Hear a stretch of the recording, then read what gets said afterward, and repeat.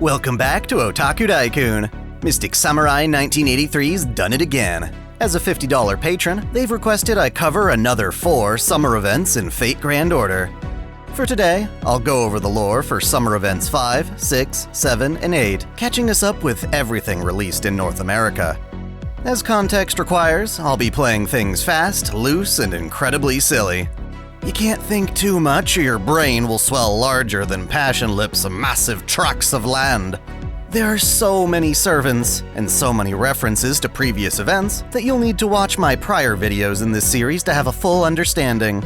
If I've explained a servant before, I'm not about to do it again. There are plenty of new summer servants, or new takes on them, that we won't get anywhere if I re-explain old ideas. That said, I'll try to keep this as coherent as possible, given we're looking back on 4 years of mobile game lore. That's a ton of content, so let's get started. FGO's 5th summer event was Servant Summer Camp, Chaldea's Thriller Night. As the title conveys, this has Ritsuka and company living it out at a lakeside summer camp ripped straight out of Friday the 13th, complete with references to other horror classics. The specific destination is a singularity of Paradise Lake at Japan's Mount Horai, which happens to be the former base of operations for this event's mastermind, Lady Shu Fu. Historically, Shu Fu was a Taoist mage and alchemist who served Emperor Qin Shi Huang. She was tasked with finding the Emperor an elixir of immortality, and even though she had a massive fleet of sailors and apprentices, she never returned. Instead, Shu Fu took one look at Yume Ren and immediately fell in love. I don't blame her. Recall that Yume Ren is an immortal Xian, something very similar to a true ancestor like Arcuade. She's lived for thousands of years, both before and after the death of her beloved husband Xiang Yu. Well, Shu Fu saw that this immortality caused Yume Ren to suffer, and abandoned looking for an elixir of immortality to instead find a way to free Yume Ren from hers. In other words, Shu Fu became an obsessive Yume Ren simp, and started looking for ways to slay an immortal. She set up shop in Japan, and spent the rest of her life working towards this goal. I wonder if Black Barrel could do the trick. Anyway, Shu Fu never found her own method, but her disciples continued their sick research on the island in her place. As a heroic spirit, however, she gets her hands on a holy grail and creates a singularity where she can continue her research herself. These efforts culminate in the invention of a demonic mask, one inscribed with every possible method of murder. By the time we arrive at Paradise Lake, the mask is still incomplete, but if it can successfully kill Yume Ren 7 times, it'll supposedly gain the power to kill her once and for all. Now, the structure of this singularity is rather strange. Each side of the lake is a perfect reflection of the other, like yin and yang. Shu Fu decides to take advantage of this, using illusions to split Chaldea's investigation team in 2 without them realizing it. The real Ritsuka will be sent to one side of the lake, while she disguises herself as a fake one on the opposite side. When Yume Ren visits, she's also split into identical parts. This is because Shu Fu plans to have the 2 Yume Rens kill each other as the final murder. While Shu Fu is setting all this up, our servant Kiara Sesshoin decided to investigate this singularity looking for some summer fun. She used her independent manifestation to check things out, and became the first victim of Shu Fu's killing mask. It almost killed her, but failed. She's apparently resistant to death. This allowed her to respawn back at the Mariana Trench, where we defeated her at the end of the Seraph Singularity. There, Kiara decided to eat the fossilized remains of Shen, a giant prehistoric clam from Chinese and Japanese folklore. This healed her wounded Saint Graph, changing her from an alter ego into a moon cancer servant. Then, on her rise to the surface, Kiara also absorbed aspects from a school of mermaids, introducing a high servant element based on the fictional Little Mermaid, written by her former master Hans Christian Andersen. Pissed off that Shu Fu tried to kill her, Kiara wants to take revenge, while also taking the chance to redo her childhood. Effectively, Kiara hides her true self within a younger Lily form, which is how she appears when we encounter her. While her childhood self has fun, the adult Kiara bides time before she can exact vengeance. If Ritsuka's in danger though, Kiara will use a magical compact to transform back into her adult self a la Sailor Moon. She calls it her Punisher mode, wherein she looks and acts like a sadistic cop. It's silly, but I won't complain since she's hot. The Grail summons a handful of other servants to the Singularity as well. Most of them get killed by the mask, and Kiara decides to help them out by having the fallen servants bask in pleasant dreams. Shen has that kind of power. That said, one of the surviving servants winds up allying with Shufu. That would be the summer form of Abigail Williams. Back in Salem, Abby was the vessel for Yog-Sothoth, or Soot Typhon, the outer god of interdimensional gates. One of those gates, the first in fact, happens to seal away the world of dreams. It appears different dreamlands allow people to transcend our universe into the one the outer gods hail from. Such ominous power is tucked within young Abby and her girlish whims. Upon hearing Shufu's dilemma, Abigail decides to help her out, serving as another antagonist. Naively, she gets the idea that doing so will help Ritsuka stay safe. I honestly don't understand the logic here. Anyway, Ritsuka has no clue any of this is going on. Instead, Da Vinci and the others at Chaldea detect this singularity and plan to resolve it like normal. Xiang Yu, however, has some suggestions on how we should approach things. Recall that Chaldea's Xiang Yu is the Lost Belt version, which happens to be a mechanized centaur. He's able to perform high-speed calculations so advanced that they practically count as clairvoyance. Basically, Xiang Yu predicts a lot of what we're about to encounter and makes preparations so we can make it out alive.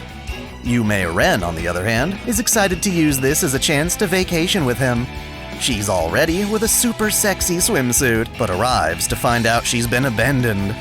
Xiang Yu calculates he'd be a hindrance and asks Yu Mei Ren to go it alone, dashing her summer dream. Bummer. At least he entrusts her with his spear, which she can use to conjure tornadoes. Mashu's ready to go in her own bikini, which is a huge upgrade compared to her earlier outfits. Emiya and Sigurd also join us, with new drip of their own. Finally, Ritsuka emerges from the ray shift, nestled comfortably between Murasaki Shikibu's cleavage. I introduced her through my Heian Kyo lore. Previously, she featured heavily in a Valentine's event based around her library at Novum Chaldea. She becomes invested in this singularity due to her fascination with horror stories and detective novels. She plans to use her Onmyodo spellcasting to help unveil the culprit behind this mysterious campground. We need all the help we can get, because as usual, contact with Da Vinci is being jammed somehow.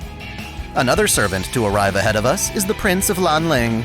Recall that he and Yu Mei Ren were close during life.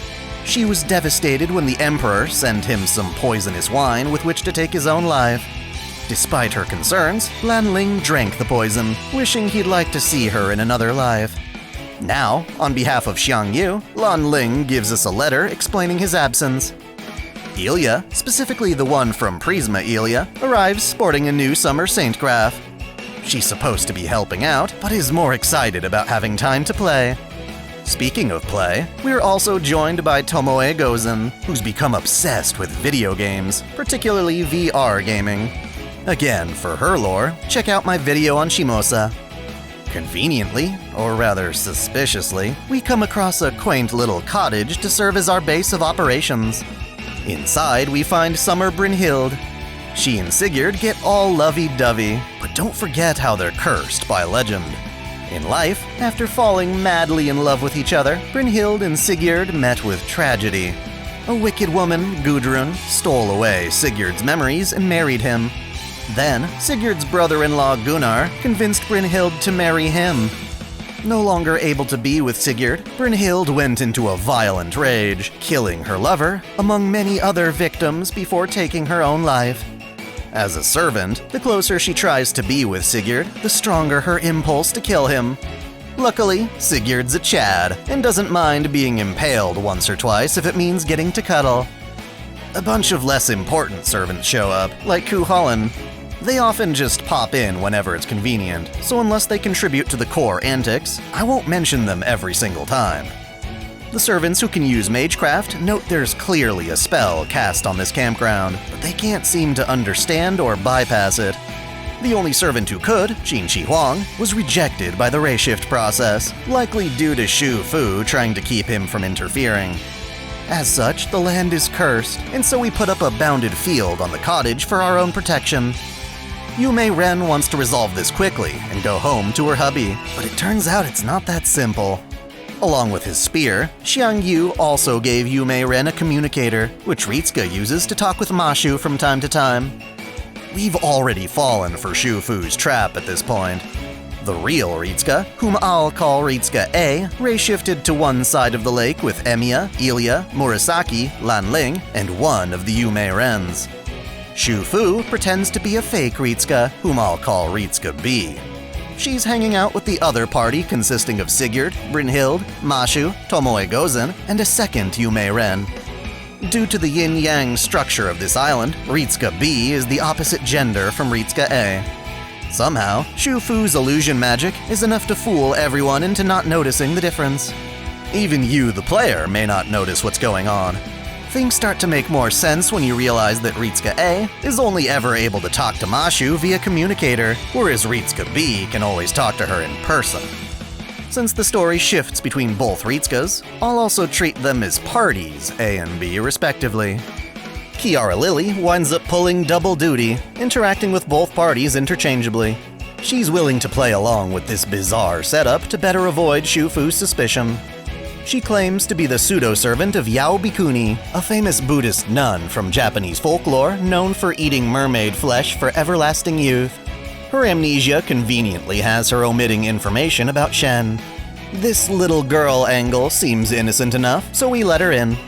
Turns out, part of this island's curse involves strange scenarios playing out every night. In an attempt to kill Yume Ren, both parties are subjected to reenactments of classic horror movies. First up, we've got a slasher film, with Phantom of the Opera playing a deranged serial killer. To survive, we're gonna have to use the genre's tropes to our advantage. Slashers typically don't target children, so Ilya bravely takes to the front line. She kicks his ass, returning him to his senses and bringing about the next morning's light. There's just one problem though. Poor Yume Ren got killed off screen, crawling back to us dressed like an adorable ghost.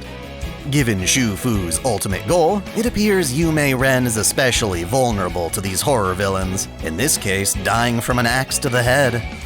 Edmond Dantes tries to reach out to Ritsuka in their dreams, but it's not long before the mask kills him too. Now that the A team's dealt with the slasher attack, Team B discovers a haunted apartment complex that wasn't there before. While we explore, Sigurd and Brynhild sneak off to smash in one of the rooms. When we walk in, it looks like a murder scene, but that's just the result of Brynhild's curse. Sigurd's got enough guts to have his guts torn out on occasion. Another apartment happens to house an adult form of Hans Christian Andersen. Kiara Lily treats him like a guardian and has been begging him to write a sequel to The Little Mermaid. He encourages us to keep enduring this weird horror stuff, anticipating it'll bring us closer to the final act. The main threat in these apartments winds up being a brainwashed Kiyohime who tries to light us on fire. After we kick her ass, she regains her senses. Back with Party A, Emiya finds an old VHS tape and VCR. It shows the figure of Shu Fu approaching like Sadako from The Ring. After watching the tape, we're forced to make our way back to our cottage as evil spirits chase us down. Even though we make it back, Yume Ren is caught by the spirits and twisted into a pretzel. Leading the ghosts in place of Sadako turns out being Fujino Asagami from Kata no Kyokai. We defeat her by eating and singing through the night. Before she vanishes, she warns us to be weary of dreams. Sure enough, we then encounter Abigail, who seals both parties within a dream under her control. Chased by a group of monsters, we opt to take shelter in a creepy establishment run by William Tell. He calls it the Smiling Hotel, but I assure you we won't be the ones smiling. Instead, things play out like Stephen King's The Shining, with us being hunted down by Tell, Christopher Columbus, and Spartacus. Here's Johnny! We endure their delusional tirade, and just when things seem like they're finally safe, the power goes out. By the time the lights come back on, Yume Ren has died again, killed by something in the shower. We only wake up from the dream after blowing out a candle in the manager's office. The next day, Party A explores a supermarket that wasn't there before. It winds up being the ideal place for us to barricade in when a zombie infestation breaks out. Abigail gets sick and tired of watching us eat pizza and offers to reward us with information if we can escape the market within 2 hours. In that endeavor, we find an underground cave to the underworld where Nito Kreese has been trying to fend off zombies at the source. Poor Yume Ren gets bit by one of the zombies, underestimating their speed. Luckily, she's immune to becoming a zombie herself and uses this to her advantage. She serves as a diversion for our escape, blowing herself up in the process. This kind of thing is normal for her, but again, we don't realize Shu Fu wants to collect these deaths, and she can only die so many times before the mask is complete.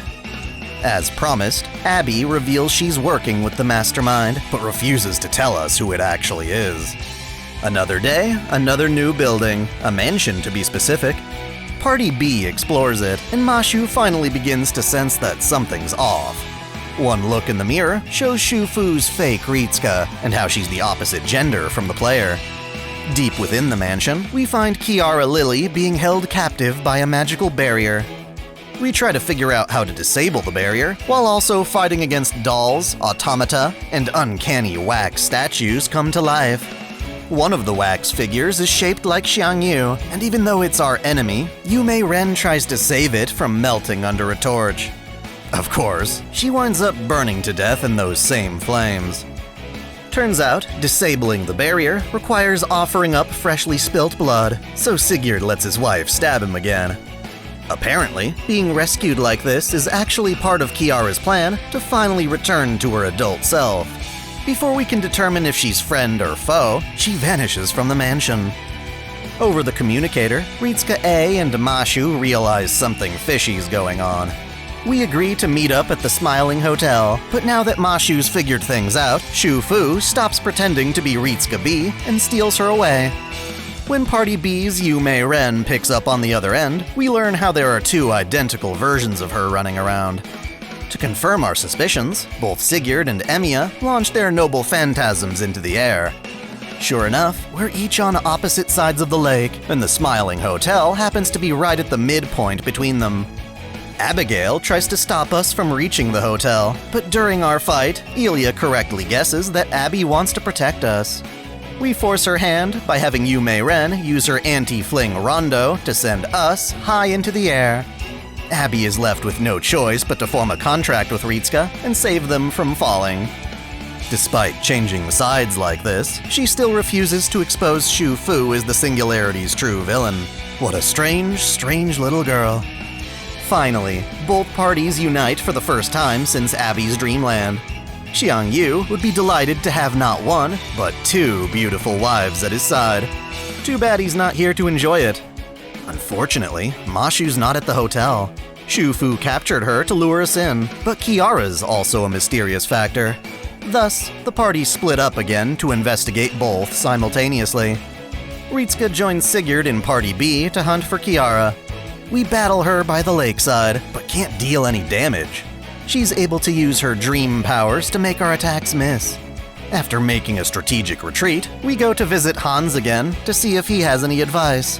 He suggests that if we can't hit her with focused strikes, we should instead rely on wide, area of effect attacks, such as Tomoe's Noble Phantasm. It's a solid plan, but for added insurance, Yume Ren drags Hans along to observe the fight firsthand. She thinks Kiara is in love with Hans, but the mere accusation pisses Kiara off. Luckily, our AoE attacks work, and Kiara admits defeat, even offering to join us in stopping the mastermind. After all, fighting us was never her intention. Party A returns with a series of strange reports, one of which indicates that there's an underground cemetery beneath our cottage. It leads to Shu Fu's laboratory, where Mashu's being kept. Thoroughly exposed, Shu Fu tries to farm praise for everything she's done to make her mask. Problem is, Yume Ren never asked for any of this. Now that she can be with Xiang Yu in Chaldea, she no longer wants to die. However, Shu Fu's far too invested into this to give up now, and tries to complete the mask by killing Yume Ren one last time. Lan Ling fights to prevent this and successfully negotiates having Ma Shu released. We all escape, but Shu Fu remains a threat. After taking a moment to regroup, we formulate a plan and assault Shu Fu's lair once again. Unfortunately, that same respite was used to convert Lan Ling into our enemy. This mainly just causes him to hurl compliments at Yume Ren. It's a bit contradictory, fighting against someone you're trying to save. Anyway, Shu Fu still has one last death to deliver unto Yume Ren, and it's by having her fight and kill herself. That's why Shu Fu had her split into two halves. Thing is, Yume Ren already saw this coming. Thus, rather than having a proper duel, they both self-destruct and reform as a single person. With no more tricks up their sleeve, Shu Fu is vulnerable as Yume Ren kicks her ass and destroys the mask. Despite her failure, Shu Fu feels oddly satisfied, vanishing without regret. We use what little time we have left to enjoy our camp vacation before the singularity fades. Back in Chaldea, all the servants who died to Shu Fu's mask wind up explaining the pleasant dreams Kiara gave them while being filled in on what they missed out on. Kiara is overjoyed to finally have her hands on The Little Mermaid 2. Not the crappy Disney sequel, but Hans's actual manuscript. Reading it has always been her childhood dream. To that end, she gave adult Hans the most hospitable environment possible. And yet, he never put a single word to paper, instead leaving Kiara an apology note. On the bright side, Yume Ren finally gets the summer date with Xiangyu she always wanted. Even though the big oaf always talks about calculations, she interprets it as him genuinely worrying about her. On the beach, she dances for him, just like she did in life. If only we could see their wild interspecies hentai scene. There is a doujin for that already, but I wish it were drawn better. Don't forget that most of these events have some leftover quests and bonus scenes to view. In this case, there's a follow-up where all the death held within Shu Fu's mask resonates with a second Holy Grail on the island. Given the whole yin-yang arrangement, there were actually two grails this entire time. To claim that second grail, we wind up hunting down a devil manifested from it. Here are some other highlights worth mentioning too. Kintoki, Tawara Tota, Robin Hood, and Mandricardo wind up participating in a sumo tournament against Ushi Wakamaru and a bunch of demon beasts she tamed. Wu Zetian, Medusa Lily, Miyu, and Elena Blavatsky form up as parody Ghostbusters to hunt evil spirits, taking on Taiga as their final boss. Nitocris finds a mysterious tent and listens to a marathon of scary stories from Fran, Kiyohime, Salome, and Scheherazade. Nero tries to hold a lake-top concert, but it gets crashed by Jean's shark, Reese XP. Mordred tries to surf in the same area and is also attacked by the giant shark. Reese is supposed to be friendly, but the cursed lake has turned him violent. Emiya leads the charge in fishing out the cursed spirit within, and the whole thing turns into a full-on fishing contest. Nobu, Okita, Suzuka Gozen, and Sei Shonagon get lost in the woods looking for mushrooms, only to return with poisonous ones. Tomoe tests out her VR swordsmanship against Mochizuki Chiyome. Asclepius establishes a medical tent with Sanson and Nightingale, but then has to clean up the mess when some of his zombie test subjects get loose. Murasaki decides to cosplay as a schoolgirl with bandages, ditching library duty to hang out with Sei Shonagon. Ritsuka has a calm, relaxing date with Fujino that comes and goes like a fleeting dream. Brynhild's Sigurd-killing impulses explode, forcing him to face his beloved as a chainsaw-wielding maniac. With the power of guts, however, he lives, and the two celebrate by cutting a tall cake like it's their wedding day. Aw, how nice. Moving on, the following year gave us the sixth event, Chaldea Summer Adventure. It's got a stupid subtitle, A Boy Pursuing Dreams and a Girl Who Dreams. I assume it sounds better in Japanese. Anyway, this time, we're taken on a treasure hunt that spans multiple Caribbean islands and treacherous ruins. Da Vinci makes her summer debut, ecstatic over the discovery of a baby dinosaur egg. Little does she know that this adventure will reunite her with a figment of her past. By that, I mean this event is based on the premise of Christopher Columbus and Leonardo da Vinci meeting as children, arguing about their respective dreams. Chris dreamed of exploring the world in search of treasure to obtain wealth and political power, whereas Da Vinci dreamed of becoming an artist. They belittled each other's dreams and got into a fist fight. After calming down, though, Da Vinci encouraged Chris to find something more exciting than money, like a dragon. If Chris actually discovered a live dragon, Da Vinci vowed to buy it. They made this naive promise, only to forget it as they grew older. There's actually no proof of this interaction ever occurring, yet they seem to have a vague understanding of it. As for the cause of this singularity, well, it all started 150 million years ago, when an adult stegosaurus and its child were killed by drowning in hot tree sap. Their fossilized bodies were preserved in amber ever since, along with a holy grail.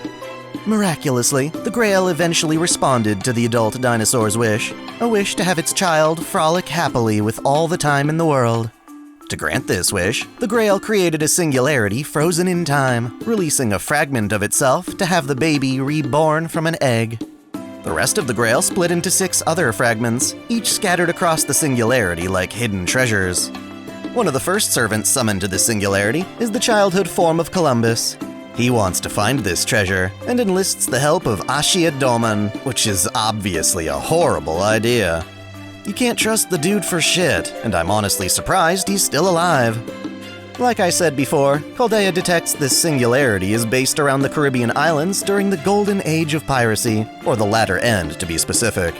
Blackbeard hears this and insists he come along, as this was the prime of his life. Da Vinci is shocked that she too is compatible for the journey. Normally, she's better suited to her duties as technical advisor. Then, based on his field experience, Sion suggests Gordolf also visit the singularity. Anastasia gets dolled up so nice it'd make Kadok jealous. She's more forward than usual, likely due to her new spirit origin.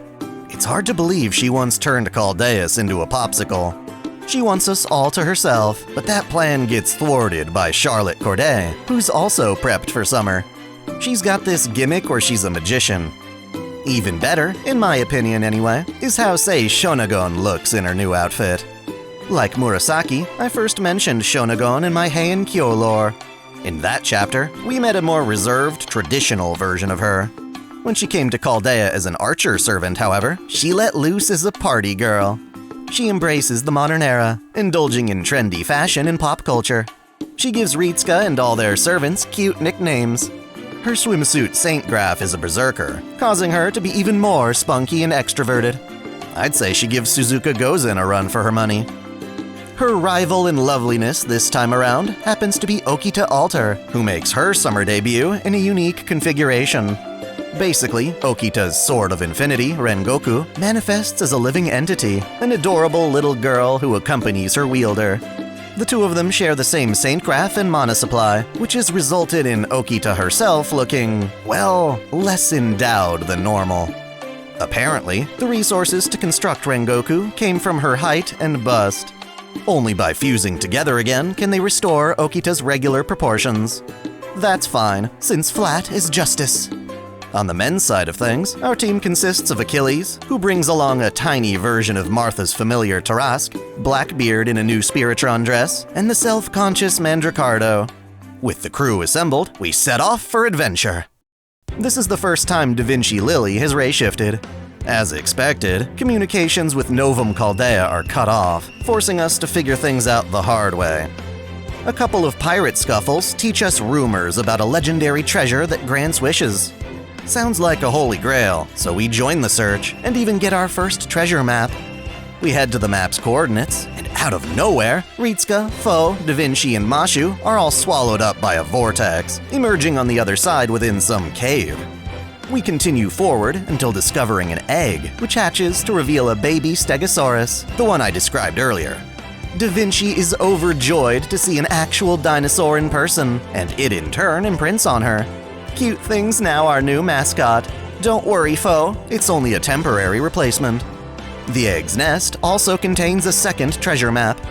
Of course, Da Vinci wants to keep the dino, but Gordolf refuses, until we learn it also contains a fragment of the Holy Grail. Da Vinci names the little guy Steggy. Not very original, but it works. That night, if you play as female Ritska, you get to spend the night camping with the ladies, watching Corday and Anastasia make terrible jokes. Not sure what the guys get up to. Either way, we need to keep searching for treasure. Nobody's able to read what's written on the map we found, except for Blackbeard. He's versed in pirate penmanship, which is basically the handwriting you get when drunk pirates slosh about on the open sea. Since pirates are too stupid to encrypt coded messages, what we're left with is an old-fashioned riddle. Blackbeard's willing to lend us his ship to reach our next destination, but insists on fighting first. Only after losing is he comfortable following someone else's orders. Rather than fight us on his own, however, he enlists help from none other than Canis. Hell yeah! She looks great in a swimsuit. There's just one issue, though. Gordolf claims he already hired Canis to be his security officer, so why's she helping Blackbeard? Basically, she's a chaotic babe, being both our ally and enemy whenever she feels like it. Anyway, we win the fight, so the Queen Anne's revenge is ours. At night, we sleep in the captain's quarters, separating the room with a curtain. Gordolf warns Da Vinci not to get too attached to Steggy. Yeah, good luck with that.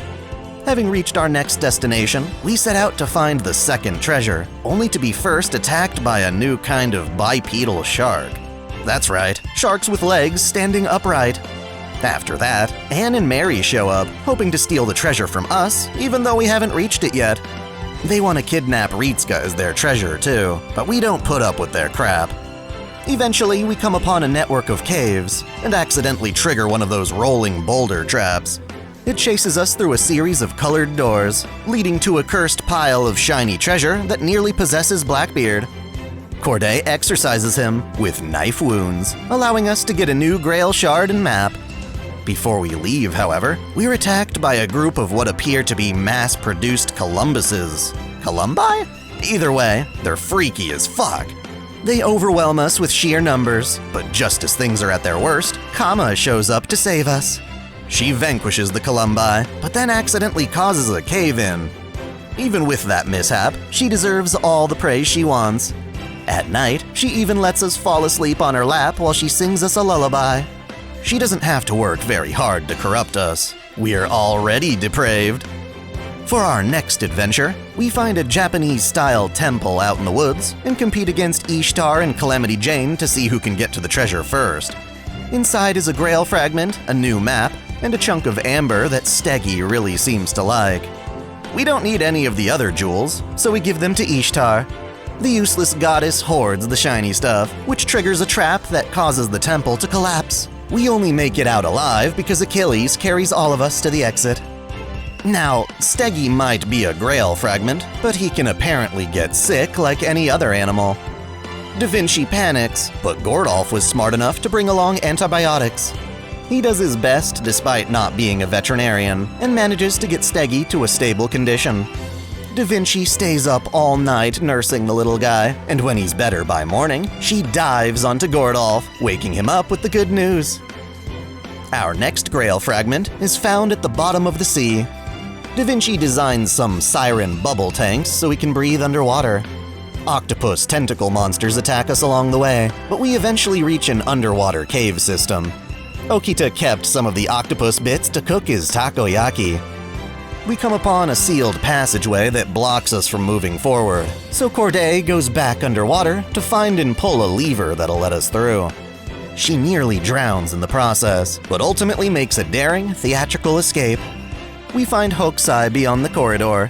She's become so obsessed with painting the treasure that she refuses to part with it until she's done.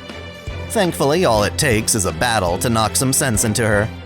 Just when we get the fragment, though, Chris shows up and almost abducts Steggy. It appears he's in command of the mass-produced Columbi, and their creation was Doman's work. Rengoku, being all tiny, sneaks behind Chris and rescues Steggy while causing the cave to flood. Unfortunately, the current becomes too strong, and Rengoku is swept away beyond our reach. While it's tragic, Okita's certain she'll be okay on her own. Gordolf gets excited when he hears the next fragment involves mountain climbing. Too bad it's a completely sheer cliffside only servants can handle. He stays behind while everyone else scales the mountain in pairs with some special safety gear Da Vinci whipped up. At the top of the cliff, we find a bunch of floating blocks we can break Mario style. Choose the wrong block, however, and monsters pop out. This platforming section leads to a dead end, where we need to let bird monsters carry us back to their nest. At the end, Vritra's waiting for us at the peak, and she admits to setting up this particular mountain trial. I don't believe I've covered her yet. She's an Asura, or demonic dragon from Indian mythology. Her name means obstacle, and sure enough, she enjoys creating obstacles for humanity to overcome. In one anecdote, she used her power to block water, causing a massive drought. Then the god Indra fought and defeated her to release the water she hoarded. These two beings share a strange rivalry, facing off against each other many times, to the point where Indra is known as the one who kills Vritra. Despite this, she fights as a servant, using Indra's divine essence, Vajra, in the form of a spear. For our purposes, defeating her grants us passage to the Grail fragment. Meanwhile, Rengoku washes up in an underground cave, which just so happens to be where the final fragment is. Sadly, it's not the most pleasant discovery. As for the main party, our next Grail fragment appears to be inside some ruins. We need to get through them as quickly as possible, since a crew of Francis Drake, Anne, and Mary also appear to be gunning for the treasure. To make matters worse, Canis has joined their cause as a part-time job. This leads to a Ninja Warrior-esque obstacle race between Canis and Da Vinci that ultimately gets crashed by Red Hair. Despite it being some friendly competition, we still wind up fighting over the fragment, during which Da Vinci learns to trash talk. Before we can start searching for the 7th treasure, our ship gets attacked by more mass-produced Columbi, who can now self-destruct on command. It's fucking hilarious. They try to molest the Nemo Marines, and even though we're able to kill a lot of them, they succeed in abducting Steggy. Naturally, we've got to rescue the little guy, presumably en route to the treasure. Our next clue points us to where drunkards clamor, aka a tavern. In private, Ritsuka and Kama devise a way to thwart Domon's Onmyodo. To stay in communication, Kama turns us into a parrot. More specifically, she allows us to transfer our consciousness to the parrot that's always on her shoulder. Fortunately, Chris has no intention of harming Steggy. Quite the opposite, in fact. He has fun showering Steggy with affection, and carelessly orders Domon to fetch grasses and ferns. Even as a kid, Chris is a total slave driver. In the morning, we make our attack on the city, blasting our way through more and more explosive Columbi before finally reaching the right tavern. There, Gordolf discovers a hidden door that leads to a massive underground cavern. The 7th treasure lies beyond, yet Okita Alter of all people now stands in our way. Having reunited, she and Rengoku have decided to protect this cavern, even if it means fighting us. This also means keeping Chris and Domon at bay, so they request to team up with us to take Okita down.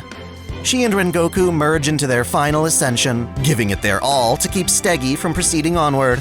When we defeat her, she shows us why she wanted to keep us out. Deeper in, we find the block of amber preserving Steggy's parent. It becomes clear that Steggy will wish on the Grail to reunite with its parent, which is the same thing as dying. After all, uniting them in death is sure easier than uniting them alive. Even the Grail can't bring both of them back. Chris doesn't want Steggy to die, but Da Vinci figures it's the right thing to do. Ashia Domon tries to stop us, but Kama came prepared to block his spells. Backed into a corner, Domon decides to betray Chris, and forces all the mass-produced Columbi to merge with Chris and transform into a giant, hideous egg. This is a reference to the Egg of Columbus, a time when Columbus challenged his critics to stand an egg up on its tip. They all failed, but he succeeded because he taped the egg down. Anyway, all the servants team up to crack this son of a bitch, giving Kama all the time she needs to seal Domon inside a small jar. We plan to have him answer to a team of Japanese servants who all want him dead. Admitting defeat, Chris asks if he can stay and watch as we say goodbye to Steggy. The baby returns to the Grail, to the amber it was originally entombed in. Doing so restores the flow of time to its proper state, though it never really felt like time was actually frozen. I'm not sure what they mean by that. Even if it's true that Da Vinci and Chris never actually met as children, even if this boy isn't actually the childhood manifestation of Christopher Columbus, the two servants formed a close bond. They reminisce about their love for Steggy before Chris vanishes at sunset. Back at Chaldea, Blackbeard brags about having seen a real dinosaur, forcing jealous servants to kick the shit out of him. The Japanese boiler room crew welcomes back Okita Alter, just as regular Okita finishes fixing up her jetpack. A bit late to the party, yeah? Lucky for her, the Singularity remains open long enough for all the summer servants to have fun on the beach. Kama tries to lure Ritsuka to a private outing, but is interrupted by finding Domon's jar buried in the sand. Dude ruins everything. She falsely assumes Parvati is making a move on Ritsuka, and out of jealousy, transforms herself into the Demon King of the Summer. To show Ritsuka more love, Kama prolongs our summer, giving us some more treasures to look for. She guards each one, dressing in a slightly different outfit. That's quite a lot of variety, on top of her adult and childhood ascensions. Ultimately though, we calm Kama down by showering her with attention. With that settled, here are some other bonus scenarios. Say Shonagon gets a visit from Space Nagon, which I assume is her in the servant verse. She encounters an alien and goes all Chunibyo on its ass. Ritsuka talks to Canis at night about her hatred of the ocean. Skahak and Skadi forced her into a swimsuit, which is based. That said, she's very defensive about it, picking fights with any servant who brings it up. Security officers are supposed to preserve the peace, not cause more havoc.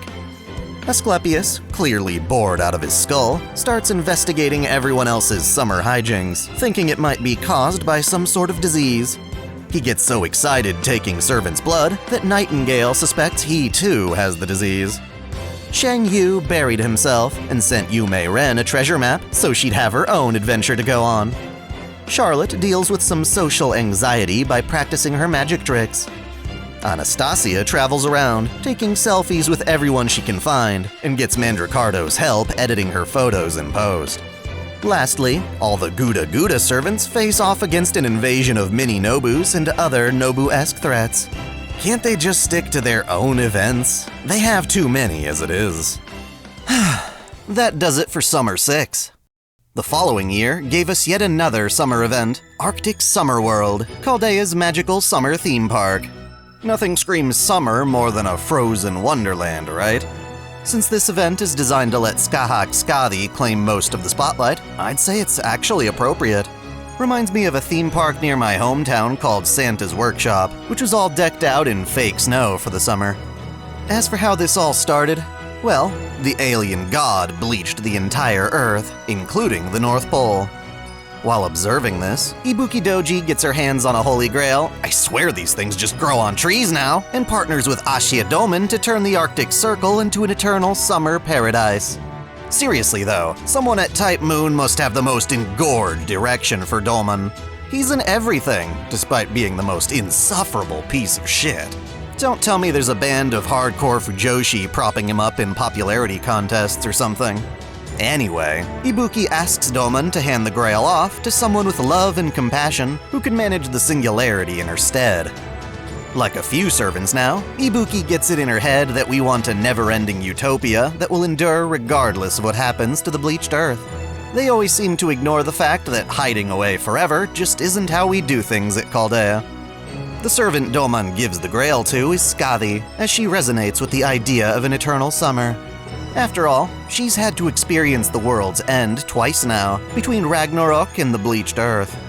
To make this singularity work, she expends the Grail's energy summoning various servants, instructing them with turning the Arctic into the perfect summer destination. It takes the form of a theme park with 6 areas, each managed by a different heroic spirit. Hoping to provide Ritsuka with entertainment, she makes it so each area has a seal that must be broken before proceeding toward her castle. The Valkyries Thrud, Hildur, and Ortlinda beg her not to abuse her independent action trade. Their concern is valid, as maintaining this singularity requires a lot of mana, and Skadi has to start tapping into her own reserves. Still, since Chaldea's 3 Valkyries refuse to help out, Skadi summons 3 more, Girskogl, Olrun, and Rindr. Those names are shortened to Ears, Rune, and Rindr. They're from a later generation of Valkyrie and suppress their individual personalities in favor of a shared consciousness.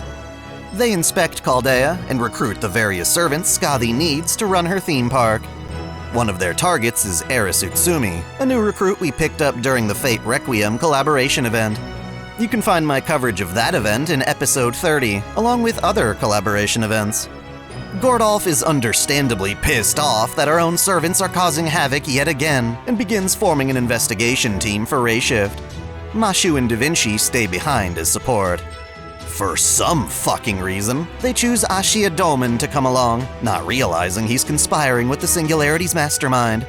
Then we have Asclepius, who wants to check if Skadi's developed some condition that's making her act this way. Yan Qing is a decent fit, if only for his sculpted abs needing room to breathe. Gareth comes along, donning a saber spirit origin through which she can wield Robigus Ironside, a demonic sword she claimed through battle. In this form, she's accompanied by her cute hunting dog Enid. Said pupper was one of King Arthur's trusted hounds. Despite ray-shifting to the North Pole, this Arctic summer world is suspiciously warm, thanks to a large sun hanging in the sky. Luckily, we don't have to traverse this place on foot. The original Valkyries have secured for us a giant cruise ship that can plow through the ice. Technically, it's a gift from Skadi, who wants us to enjoy what she's put together. She even forcibly ray-shifted Gordolf here to man the helm. I guess he can drive anything. So, we have our destination and a vehicle to get there, but Skadi's seals still prevent us from visiting her directly. There happen to be 3 areas we'll have to bypass first. Managing the first area is Merlin, or rather, his female counterpart. You see, just like how King Arthur is male in the World of Fate prototype, his corresponding Merlin happens to be a woman. While he's off trying to hunt Beast 6G, the one from prototype, Femme Merlin premiered in Fate Grand Order Arcade, helping Vatritska defeat Beast 6S, or Sodom's Beast. Still insistent on meddling with human affairs, she's now chosen to get involved with the Chaldea from FGO Mobile. Compared to her male form, Femme Merlin is a selfish, assertive prankster who follows her own whims. To that end, when she introduces herself to Ritska from the mobile game, she claims to be Lady Avalon, Merlin's adorable little sister. It's not enough to fool foe, who immediately attacks her, but we're naive enough to accept her anyway. Lady Avalon explains how we'll need to break each area's seal to find Skadi's castle. To do so, we'll need to help each area's manager reach their sales quota by attracting guests. In addition to servants, other clientele include polar bears, penguins, and other Arctic animals who have been made more intelligent through Skadi's runes. Even though this area is a beautiful garden, certain demonic plants are coming to life and scaring off visitors. Lady Avalon thought this would liven things up, and entrusted Karna, Ku, Vlad, and Diarmid, aka the Backspear Boys, to plant them. Exterminating the evil flowers lets the area meet its quota, and Lady Avalon chooses to accompany us for the rest of our journey. The second area is managed by Eris Utsumi, who begs us to help her fix her various pirate-themed attractions. There's a boat hopping challenge that's so difficult only Ushi Wakamaru can complete it. There's an Argo adventure ride where the Argonauts are horribly cast as other random servants. All the food at the food court is way too spicy, Kirei level spicy. The area's only popular attraction, an underwater Nautilus experience, nearly works Nemo and his marines to death. Ultimately, we teach Eris not to design the rides exclusively to her own tastes. After we get her area back up and running, Eris asks to join us for the chance to learn from the other areas. Nice. Get in my party! The third area is my favorite, a hot springs water park presided over by Raiko. Considering normal hot springs are enjoyed in the nude, she doesn't see the swimsuits as indecent. Originally, she wanted to make a gauntlet of tough combat trials, and even procured a demon boar as its final boss. Luckily, Murasaki changed her mind, so the boar was frozen and used as the foundation for hot springs. This turned out okay, until Ibuki Doji decided to bathe in an active volcano, cranking up the heat to produce magma. This melts the ice around the demon boar, forcing us to beat it down and freeze it again. In the end, the spring's cool, turning it into an ordinary water park. On the plus side, this welcomes in polar bears and penguins, completing the area's quota. Skadi's upset by how quickly we've made it to her ice castle. She wants to show herself off in a swimsuit, but is too flustered by all the attention Ritska gives her. Yrse, Rune, and Rinder fight us to preserve Skadi's dignity, or rather, her supply of mana. Maintaining this singularity is starting to take its toll on her, but she plans on keeping it up even if she vanishes in the process. While I can think of ways to get around this, poor Ritska is too naive for a real mana transfer. Either way, we need to stop her for her own good, but to do that, we need to continue breaking the seals she put up in each area. Doing so will break her link to the park and prevent her mana from pouring into it. Edmond Dantes crashes our discussion to explain that the Holy Grail isn't actually with Skadi right now, but rather atop a tower beyond all the seals. The new Valkyries agree to help us in this plan if it means saving their beloved goddess. Unfortunately, this fourth area is just Skadi's castle, and it really isn't designed to attract customers. However, Brynhild and Sigurd approach with a plan to get things up and running. It's a bit rough though, as our three newest Valkyries haven't properly met Sigurd as a servant. Given his tragic past with their sister, the girls see him as a threat and attack. Once they vent their frustrations though, Sigurd suggests that they use the courtyard as the stage for a tokusatsu hero show. For that, we're gonna need actors, and we hire mysterious heroine XX for her ability to transform into a mechanized suit. The idea goes off without a hitch, and once the area meets its quota, the gates to Skadi's castle open up for us. There, all 6 Valkyries beg Skadi to stop exerting herself. Even though she knows she'll die at this rate, she still doesn't want to give up on this world she's created. Ashia Doman reveals he's the one who gave Skadi the Grail, which everyone kind of expected anyway. Too bad he's using a puppet body and we can't kill him just yet. Ultimately though, Skadi decides to listen to our plea and give up, allowing Asclepius, Paracelsus, Nightingale, and Castor Ku to put her in medical triage. While she gets treatment, we set out to dismantle what's left of the Singularity. The next area is run by our favorite lowly empress Wu Zetian, except she's not a lowly anymore. Her swimsuit spirit origin features her adult self, which is way the hell better in my opinion. Wu's torturers are now dolled up like Jiangxi maids, and they're here to facilitate a massive haunted house. Ironically, Child Wu is afraid of ghosts, but less so as a grown woman.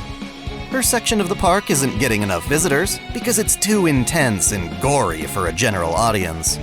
We can blame this on Shuten Doji, who can't seem to tell the difference between laughter and screaming. To celebrate the haunted house's 100th visitor, Wu unleashes a parade of evil spirits, forcing us to fight them off. Gareth recognizes one of the ghosts as Ironside, the Red Knight she defeated in life to obtain her current sword. This prompts her to ascend and face off in a historic rematch. With Ibuki Doji cheering us on in the proper attire, we exterminate the ghosts. Eventually, Wu Zetian learns that she needs to customize the fear factor of her haunted house to each guest's individual tolerance. Soon enough, more visitors come, and we're able to move on. The 6th area is managed by Jean Alter. In line with her role in previous summers, she's turned her region into a mini servant fest, where guests can try their hand at drawing manga and experiencing hellish deadlines. Yippee! Despite her condition, Skadi decides she wants to partake in it. We decide to help her create and sell her manga, which seems like a breeze, since Skadi can use Rune Magecraft to draw for her. Is that the magic equivalent of generative AI? Anyway, she invents this high-concept fantasy where giants and humans resolve their differences through interracial marriage. The first volume does really well, but then Skadi exhausts herself under the pressure of following up with a sequel. Her ideas are just too ambitious to wrap up in a single book. Jean Alter helps her through the harsh process of trimming down the scope of her narrative. She learns the hard way what it's like to produce results, even though she's not thoroughly satisfied. I swear, this is all just someone's self-insert, isn't it? I know it's important to write about what you know, but I always feel these Servant Fest sections are mega cringe. Gods and famous warriors all getting together to draw comic books just seems so culturally isolated. Same goes for whenever Fate characters are reduced to tokusatsu tropes. Oh well. Skadi's second book also sells well, satisfying the quota and breaking this area's seal. We can finally reach the ice tower holding the Grail, which has an ominous sun hanging directly overhead. This sun is, of course, a product of Ibuki Doji's divinity. When we arrive, she has no choice but to reveal herself as this summer's mastermind. All the freaky-ass fish we've encountered so far are actually her familiars. There are way too many of the damn things for us to ascend the tower, so Edmond Dantes pops in to light them ablaze. He also opens up a portal through which reinforcements arrive. Everyone we've encountered so far comes to fend off the fish, as well as random shadow servants, so that our main group can reach the final boss. At the top of the tower, Ibuki Doji claims she's done all of this for us, because we seem to enjoy these summer events, but she must not realize how damn grindy they are. Even though she's a powerful god, we still have to take her down. It's not like this is our first rodeo. Mid-fight, Skadi warps in to help out, trying to make up for contributing to the singularity in the first place. Rather than duke it out, she opts to speak with Ibuki. She expresses how, even though the plan was for an eternal summer, she's had her fill and is truly grateful for the opportunity. Somehow, hearing thanks is all it takes for Ibuki to finally back down and hand over the grail. Ritsuka and everyone else agree to forgive them and move on. Except for Dolmen. Fuck him. He gets a thorough ass-kicking and a stern lecture from Kichi Hogan. I still think we're being too easy on the bastard.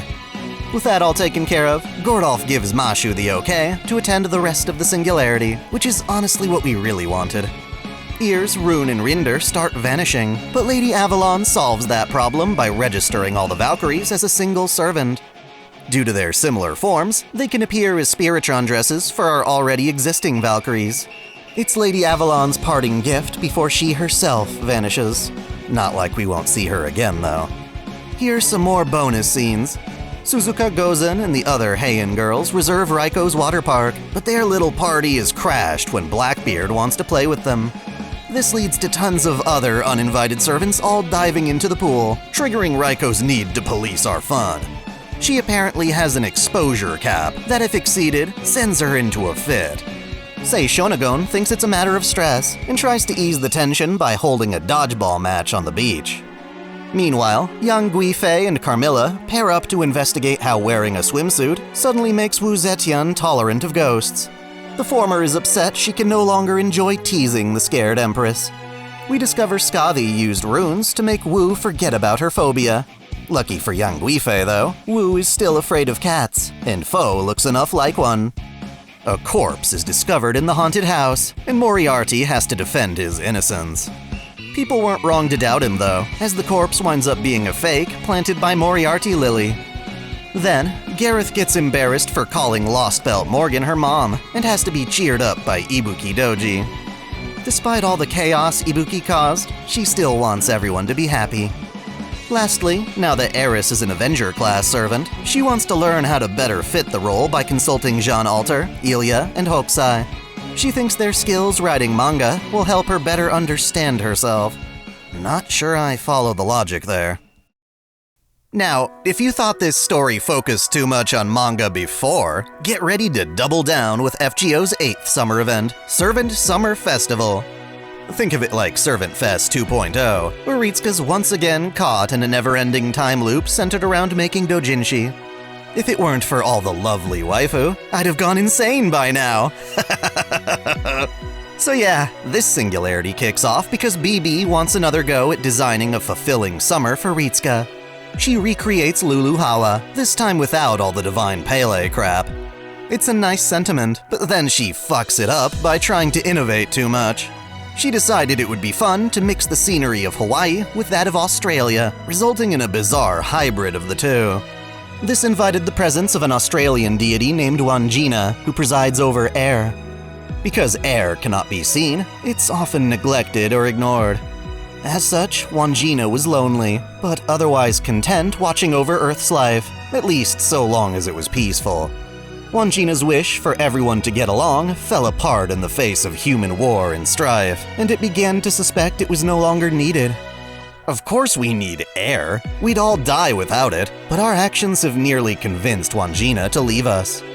Normally, Wangina is asleep, but BB woke it up when creating her new island. She intended to simply ignore the god of air, in turn threatening all life above its domain. This provoked none other than Artoria Castor to step in and take control of the island from BB. Mind you, this isn't the Castoria we summon in Chaldea, but the actual fairy of Avalon we fought with in Lost Belt 6. She's a lot like Merlin in that regard, able to manifest as a servant or appear in person if need be. The logic behind this is never clearly stated in the event, so this is the best explanation I can give you. Anyway, Castoria knew she had to appease Wandjina, which meant appealing to its desire for peace and harmony. To do so, she renamed the island Hoartoria and created what's called the Servant Fess Normalization Committee. By imposing rules and regulations upon the otherwise liberal Dojin Convention, she hoped that creators would be more amicable. If they could all, say, focus on a singular genre, then they wouldn't have to disagree, right? Rather selfishly, then, she demands that all entries to Servant Fest be Artoria-themed in some way. Castoria also tried to communicate with Wandjina directly, but since the Great Spirit has no form, it can't speak human language. However, its desire to better understand humans let it inhabit a proxy through which to interact with us. The vessel Castoria put forth was her own friend Knocknarea, the British fairy who looks exactly like Queen Maeve. When Wandjina inhabits her body, she becomes Yorandu, the Southern Cross, which serves as a waypoint for travelers. This imaginary spirit helps keep Knocknerea's consciousness separate from Wandjina's, giving the former autonomy and the latter the chance to observe firsthand how humans behave. In other words, believing she's Yorandu is what lets Knocknerea stay herself and not be completely overpowered by the goddess inhabiting her body. She's made the chairman of the Normalization Committee, and it's her job to enforce the Artoria-only restriction. By doing all of this, Castoria hopes to prove to Wandjina that its wish for humanity to get along has not been forgotten. To guarantee that Servant Fess occurs without conflict, Castoria prepared a reset function that would activate whenever things get out of hand. It effectively wipes the slate clean, postponing Servant Fess by another week each time. It may not technically be a time loop, but it's basically the same thing. By the time Ritsuka shows up, this singularity has already been reset several times. Unfortunately, keeping the peace just isn't that easy. Thanks to Oberon, we have to contend with 3 different calamities that can totally screw things up. Oberon stopped by in his quest to seek out grudges and resentment. The land spirits started worshipping him as their dark fairy king and showed him to a sealed-off cave containing a mural to Wandjina. They then asked him to come up with a way to convey Wandjina's feelings to humanity. Off the top of his head, Oberon imagined Cernunnos, immediately designating the form Wandjina's emotions would take. 3 different Cernunnoses, Cernunni, are born to the island. Each one has its own element or natural disaster. There's Bernunnos of fire, Okeanunos of storms, and the third, Sisunos, being a manifestation of Wandjina's grief. The North American translation calls it a curse of gatekeeping, but describes it as the disagreements between members of a shared fandom. As someone who approves of gatekeeping fandoms from outside forces who wish to change what we love, I find this translation misleading. Regardless, the point is, if any of these 3 calamities wreaks havoc on Servant Fess, the reset function is triggered, so we've got to make sure that doesn't happen. Ritsuka is super excited about attending BB's new Lulu Hawa, but unfortunately, Gordolf says we have a ton of reports to catch up on. It's being treated like summer homework, and we can't go until it's all done. As a result, most everyone else goes on ahead, and we vow to catch up ASAP. One of those servants is Morgan, who drops an incredibly subtle hint that she'll be waiting for us. While much of the island's action takes place around Servant Fess and Waikiki, Morgan decides to establish Briston, her own private resort, and plans on hosting a race reminiscent of our second summer. In that endeavor, she invites her Tamlin, Barghest, Bavanshi, and Melusine to stay at her resort. She also invites her children from proper human history, like Gareth and Mordred, though the latter opts to resume her job as a bellhop with Jekyll. It doesn't take long for Morgan to understand the nature of the 3 calamities, and opts to use Okeanunos to her advantage. Until she gets the summer experience she wants, Morgan has no problem letting Okeanunos drown Servant Fess in a hurricane. As for Melusine, she hates saltwater, and spends her time lounging around on the beach. Since she's basically a rocket dragon, she's the expected favorite for Morgan's race. Bavanshi has no interest in all that. Instead, she wants to make her own manga, but lacks the courage and experience to dive in. She also encounters Bernunos, and decides to become the Calamity's very own shrine maiden, Miko Ser. Until she gets her manga into Servant Fest, she keeps postponing the event by riling up Bernunos and torching Waikiki. For some reason, she also has the ability to turn the servants she defeats into cute stickers. Also thanks to Bernunos, the Singularity's outer forest is prone to forest fires. In addition to serving at Morgan's resort as a busty maid, Barguest also wants to protect the environment, forming an organization called the UDK, or Union Defense Knights. Using her new Saint Graph, she does her best to keep forest fires to a minimum. She won't, however, go anywhere near the city, as she's afraid of relapsing to her curse. Don't forget, she too is a fiery calamity, or was. Her work in the UDK is practically a way to resist that fate. Also during our absence, a bunch of servants start protesting the Normalization Committee. They want the freedom to make whatever doujinshi they desire. Blackbeard, Jean Alter, and other rebels all resist the new rule, but don't make much of a difference. Instead, they lose all hope of making manga and drink their worries away at an inn run by Benny Enma. Mashu takes it upon herself to watch over these failures by working at the Enmate. She's adorable, but also burned the fuck out. Eventually, Ritsuka finally finishes writing reports and is allowed to ray shift. This is when BB asks us to investigate who stole her precious singularity from her. Eager to play detective, we team up with a few servants who haven't yet gone to Ho Artoria. Chief among them is, well, Artoria Castor, looking like she's ready to breakdance. This Castoria is the one Chaldea summoned, and she's changed her Saint Graph into a berserker, though it's not like you can tell just by looking at her. Originally, she was gonna wear some baggy-ass hoodie that covered her up, but Oberon wound up stealing it for himself. Thank God, because this girl's my favorite summer servant. Now, I've gotten used to calling her Castoria, but to keep things simple, especially now that she's technically Artoria Castor Berserker, she suggests calling her Arcas instead. Not as fun, but it does help differentiate her from the Castoria running this whole operation. Apparently, Lancer Artoria is pissed at her male servants for goofing off during previous summer events. As such, to prove their loyalty, they've pledged to protect Ritsuka at all costs.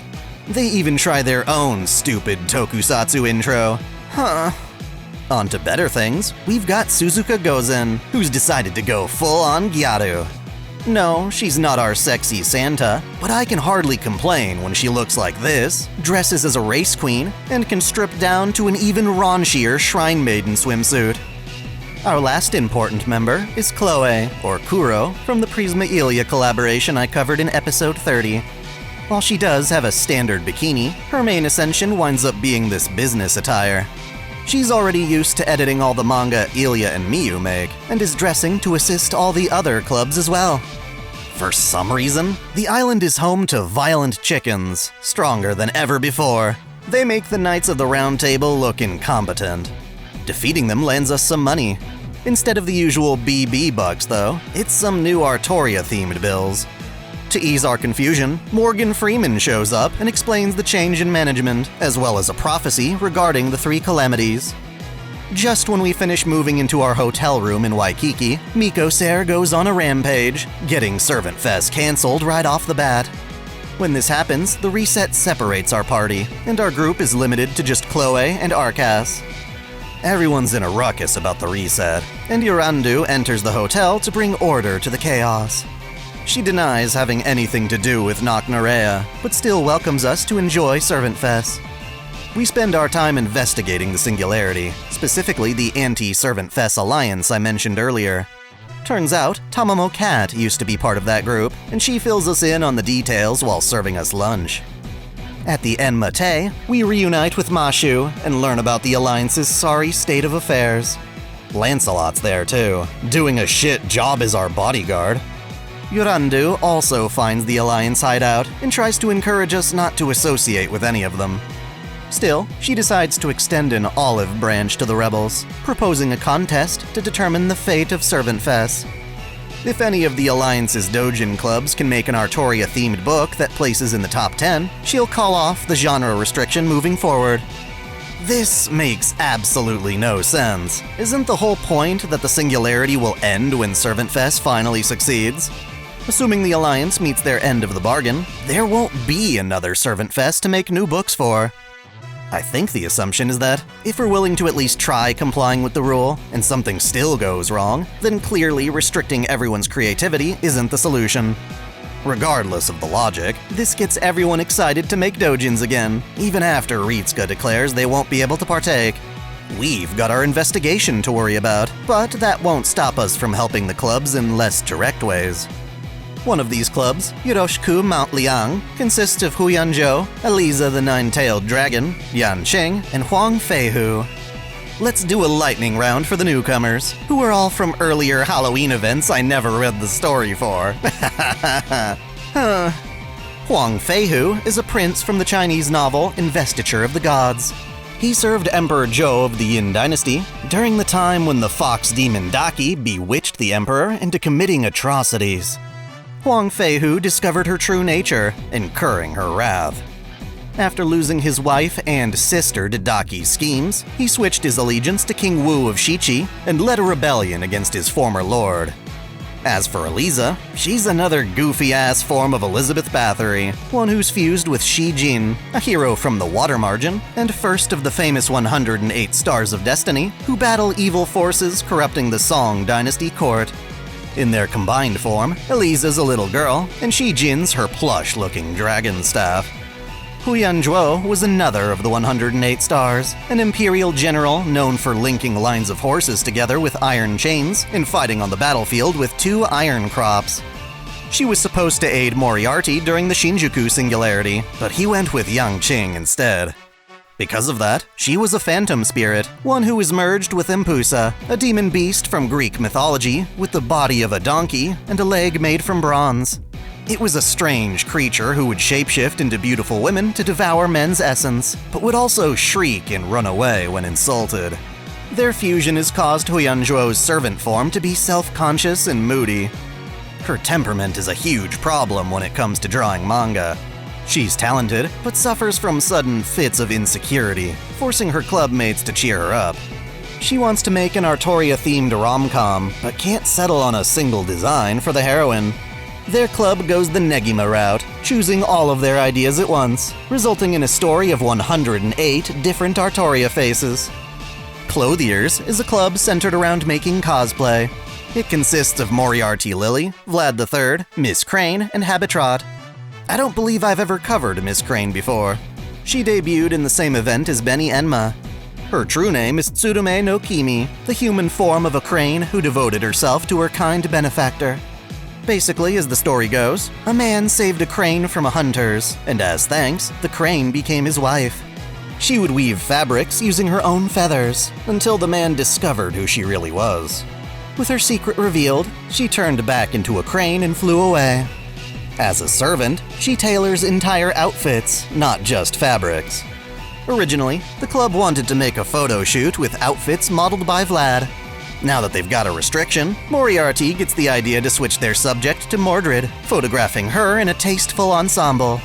It takes a lot to convince her at first, but when she finally joins, she goes all out. The Chaldea Gaming Division is a ragtag group of game enthusiasts consisting of the Valkyries, Tomoe Gozen, Ibaraki Doji, Ushi Wakamoto, Taira no Kagekiyo, Lady Avalon, Blackbeard, and Ozymandias. Most of them just like playing games, and have no clue how to show their passion in book form. Eventually, though, they put together a compilation of reviews covering various Artoria-themed video games they make. Lady Avalon rips off the Game of Life, Blackbeard makes a ROM hack of Ghosts and Goblins, and Ozymandias rips off Minecraft to create Artoriacraft, which the kids love. Publishing reviews of these games seems weird, because it's totally possible to simply sell doujin games, but I think they're afraid of copyright infringement. The Bishonen Club consists of Kyokute Bakin, his daughter Omichi, their dogs, Abigail, Hokusai, and Super Bunyan. More servants I barely know. Kyokute Bakin is the pen name for Takizawa Okikuni, an author from Japan's Edo period famous for writing the 8 Dog Chronicles. It took him 28 years to finally publish, during which he went blind and needed his daughter's help transcribing the rest. The story is an epic chronicle of 8 dog warriors and their involvement as spirit children of the Satomi clan. Much like Hokusai, who illustrated this story, Bakin manifests as a servant using the body of his daughter. Her first ascension is supposed to be him, the second ascension is the daughter proper, and their third ascension has them take the form of Fusehime, one of their novel's characters. The 8 dogs also accompany them. As a collective servant, they joined Chaldea after their event Nanmei Yumihari Hakenden. Unique to Lulu Hawa, it seems both Bakin and Omichi are able to manifest independently. Now, while I do have a 6-year-old lore video on Bunyan, I've never so much as mentioned Super Bunyan. The Baseball Bunyan was a master lumberjack who pioneered the entire North American continent, literally carving the geography of the United States. Of course, this was just a folk tale. Thus, Servant Bunyan only came into being when the Phantom of Bunyan, a baseless piece of folklore, merged with the Grail, possessing a ball of udon dough. What do you expect? Learning with manga is a silly-ass comic book. After her All the Statesmen event, she was registered as a proper Chaldean servant. Super Bunyan is an alter ego of Paul, a version where she avoids the responsibility of eradicating the American frontier. Instead of embodying the prime of her legend, she's doing some soul-searching, and strengthens her weak spirit origin with other heroic spirits like Mike Fink, a drunken brawler on the Mississippi River. The Native American spirit Nana Buju also snuck in there, threatening to erase Bunyan's personality if she finds the peace of mind she's searching for. As far as this event is concerned, Super Bunyan finds the Bishonen Club talking about their new book over pancakes, and then just sorta gets roped into things. Bakin wants to write a sequel to the 8 Dog Chronicles, but needs a new idea for this Artoria theme. They wind up teaming with mysterious heroine X Alter over a love of Japanese sweets. The result is a bizarre photo shoot with X eating said sweets. Super Bunyan, super fucking random. The last club has all the medical servants we see in every summer event, only now they're joined by Zhang Jue, who wants an excuse to brainwash people. They were hoping to publish a medical journal, but switch things up when they hear about the Artoria restriction. Using Arcas as a mascot character of sorts, they write an educational comic book teaching people how to live a healthy lifestyle. Asclepius gets the boneheaded idea to turn Artoria into a unit of measurement, basing everything in the book around her diet, height, weight, etc. This has the club harassing different Artorias on the street to analyze them. Eventually, an agreement is reached where they can use Artoria as a measurement, so long as they don't post a conversion table exposing her stats. Helping all these clubs proves insanely taxing, especially for Chloe, who discovers Elia and Miyu have been goofing off rather than making their manga. She puts them in house arrest until they finish.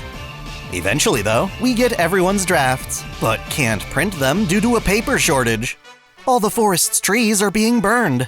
Miko Ser causes another reset, so we venture out into the woods to stop these fires. Barguest helps us as much as she can. However, there's a barrier on the deeper woods that Morgan put up, which can only be traversed by fairies. Oberon suggests we cover ourselves in pixie dust to slip through.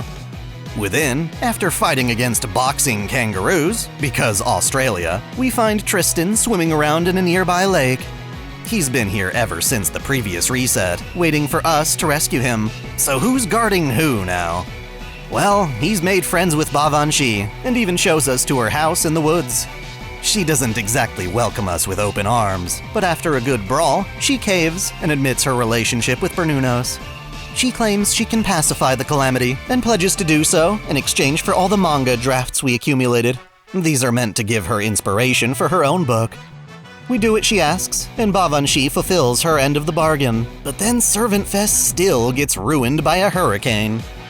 The new reset winds up sending Ritsuka to Morgan's private resort. This happens to be where Suzuka Gozen and Gawain wound up. Now that we're finally here, Morgan wants Ritsuka to enjoy the race, promising to use her own magecraft to resolve the singularity if things go her way. She decides to make Ritsuka the race's prize, and has Melusine racing on her behalf.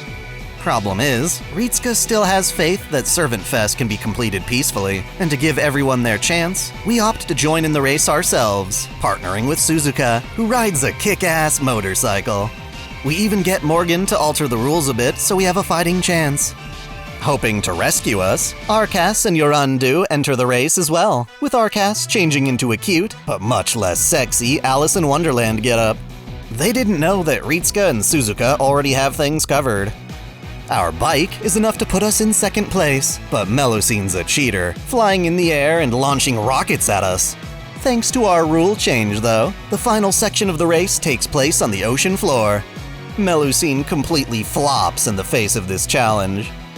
Embarrassed, Morgan considers summoning Okeanunos, but decides against it at the last second.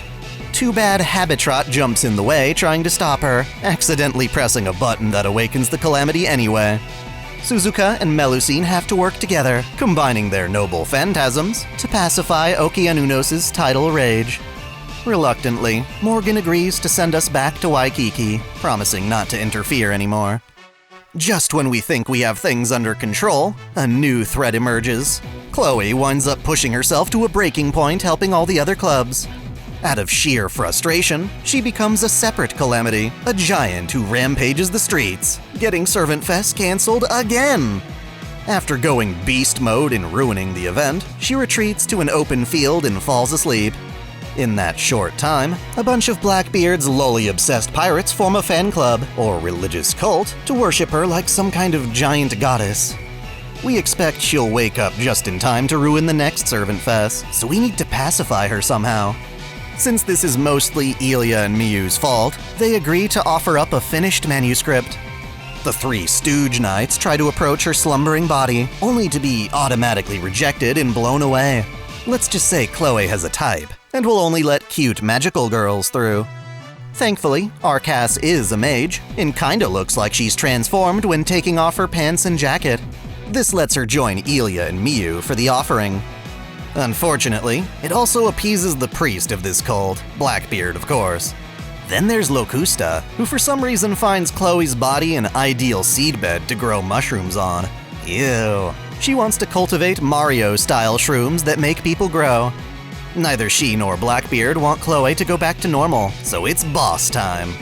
With that settled, Ilia and Miyu give Chloe a heartfelt apology, offering their completed manga draft.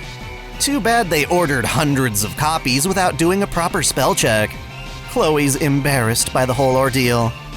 Hoping to make this the final attempt at Servant Fest, Yorandu agrees to nullify the Artoria-only rule. The clubs can finally draw what they want to. For Huyanzhuo, this means inserting herself into a romance manga.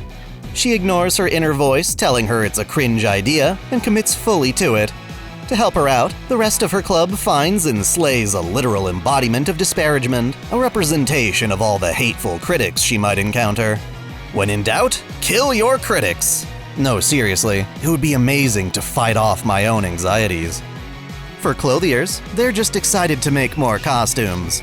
Their problem lies with picking a single idea and sticking to it. Moriarty thought he could manage their creativity, but his calculations didn't account for how impulsive they are. He needs to regain the determination to control chaos. The result is a picture drama, this time featuring Mordred and Vlad III posing for an edgy combat story. It's like a concept album for what could be a live-action movie. The gaming club wants to publish a magazine with mixed articles, but that means all the members need their own ideas. They all go about sparring in an effort to clarify their thoughts. This honestly feels like padding, and is the most boring book in my opinion. For Bishonen, Bakin can finally write his long-awaited sequel.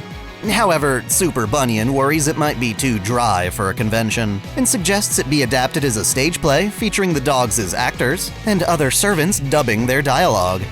It's a pretty cool idea, honestly, but it's not as fun unless you understand the source material. The medical crew chooses to make a work of narrative fiction, portraying doctors as heroic and reliable. They want to base their protagonist off Asclepius, and follow him around to observe his behavior. He winds up saving a crowded hall of con attendees from fainting and dehydration. While Asclepius seems like he only cares about rare diseases, he always takes his job seriously. So that's a whole new batch of books. Problem is, Chloe wasn't even the real third calamity. Sisunos manifests as a general discord between people.